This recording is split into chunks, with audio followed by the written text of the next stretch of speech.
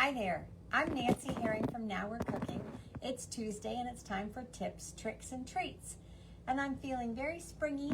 And for those of you who celebrate, Easter Sunday is this weekend, and there's lots of other opportunities for springtime entertaining. So we're gonna make a pasta salad.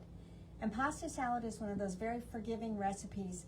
What I'm gonna give you is actually a formula as opposed to a recipe. And then you can do whatever your heart desires or your stomach desires or whatever's in your pantry and your refrigerator. So you start with a pound of pasta and you do a bite-sized penne, rigatoni. I had elbow macaroni. I did not use a big pot of water to cook this in. I used the Fasta pasta. Now, this is this kind of unbelievably cool thing.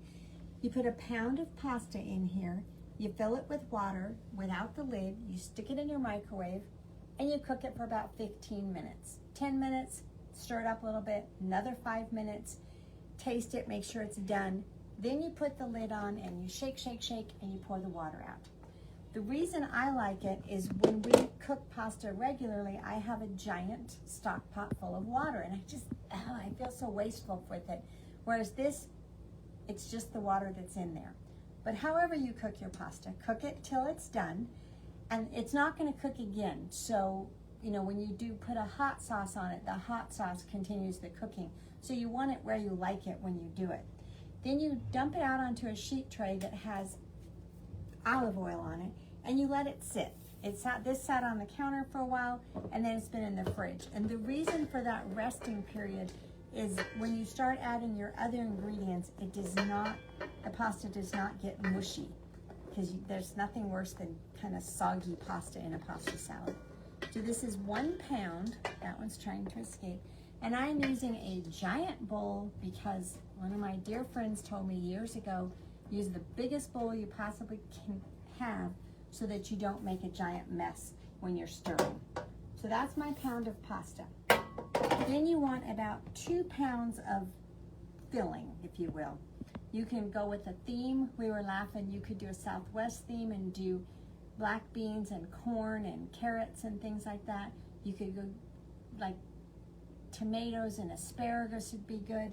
You want about 2 pounds of conventional filling. What I have are 4 colors of peppers. I happen to have a yellow, a red, an orange, and a green.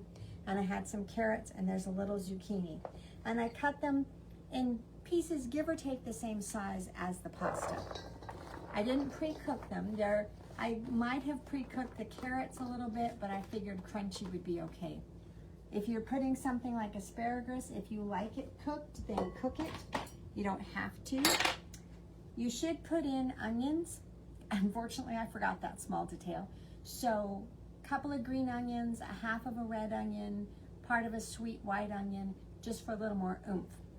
I am going to put frozen peas because I like the color and I like the texture of them. And all I did was let them sit. So those are my rather conventional. Tomatoes, this is going to be a test, you guys.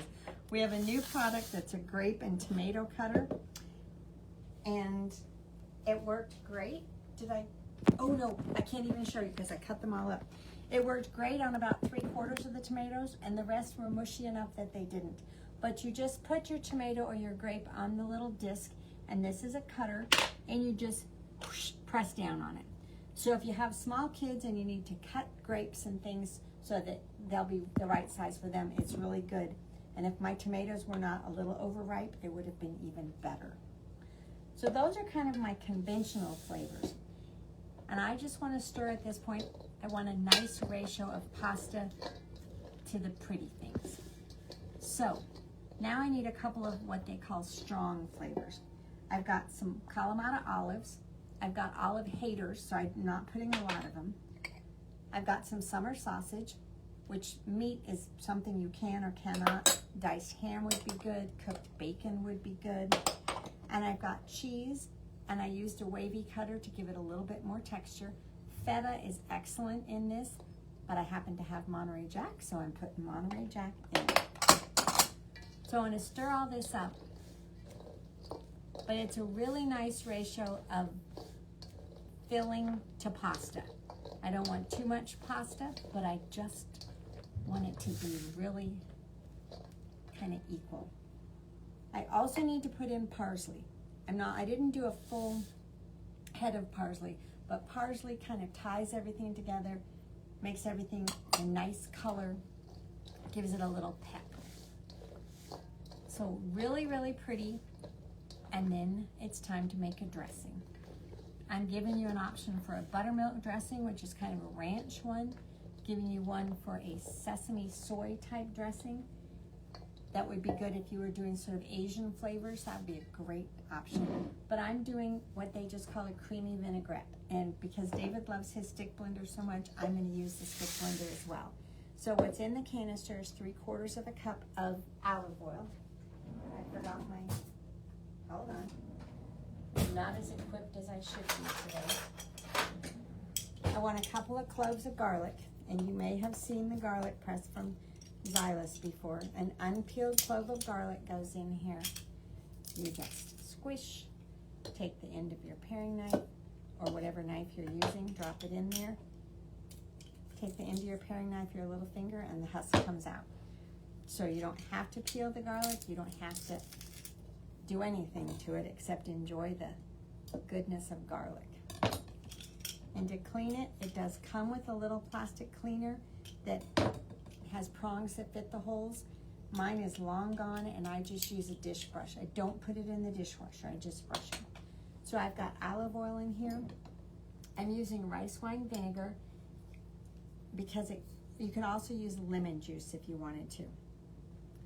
Takes about 1/4 cup. And because I'm using the stick blender, normally when you do a vinaigrette, you would do the garlic, the vinegar, a little bit Dijon, salt and pepper, stir that up, and then slowly drizzle in the olive oil. I'm doing it in a stick blender, so I'm just dumping it all in. The reason you want Dijon is it helps the mixture stay together. It emulsifies the oil and the vinegar. And then I want a little bit of salt and pepper. And this is a new toy for me. This is Cuisinart's rechargeable electric salt and pepper grinder. So I have an electric base that plugs in. Take the base off. Take the base off. Oh, ha! Thank you. It does have see, I was busy collecting it.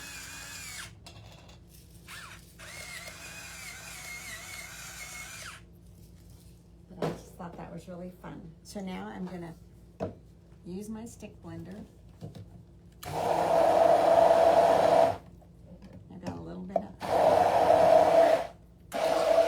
but you see how quickly it emulsified it? Better than I could with my whisk. I want to taste it. Sometimes with the with the vinaigrette, it tastes a little sharp to me. So if it is, I'm going to add a little sugar. Yeah, I need a little sugar. You could put in honey. You could put in agave. I have honey somewhere, but sugar's right here. So I'm just going to put a little bit in. Oh, whisk it up again and see how.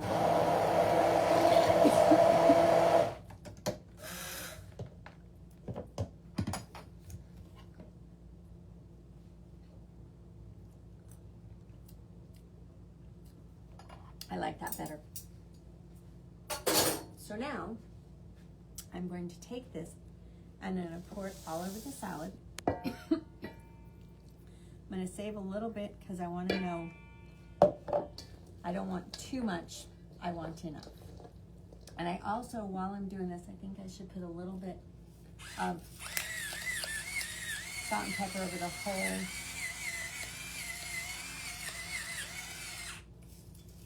This is way fun. Instead of having batteries, it has a base that it sits on and recharges. And my base is over on the other side. Okay. I think I do want the rest of the dressing. I want it coated but not swimming in dressing.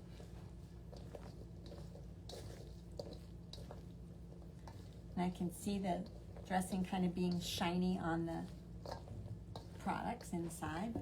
One more spoon.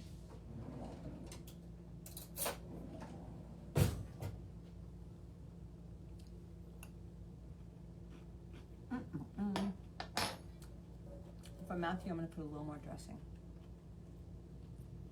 Oh, what the heck. Putting it all on. So what I want to do is I want to put it in a glass bowl.